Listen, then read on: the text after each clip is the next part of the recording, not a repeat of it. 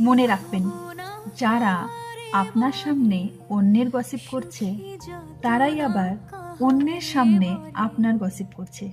এটা শুধুমাত্র একটা সময়ের ব্যাপার।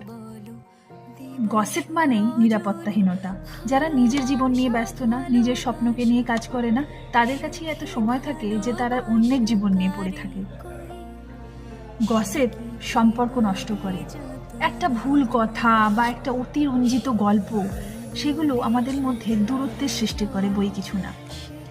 সেটা বলো পরিবার বা বন্ধুত্ব বা কর্মক্ষেত্র, সব জায়গাতেই গসিপ একটা দূরত্বের সৃষ্টি করে। কারণ যে মানুষ গসিপ করে তাকে আপনি কখনো বিশ্বাস করতে পারবেন না। গসিপ শোনা মানেও অংশ নেওয়া।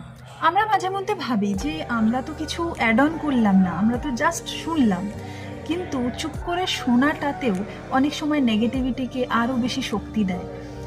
তার চেয়ে ভালো বিষয়টাকে পাল্টে দেওয়া যাক, বা ওইখান থেকে চুপচাপ সরে যাওয়াটাও বেটার।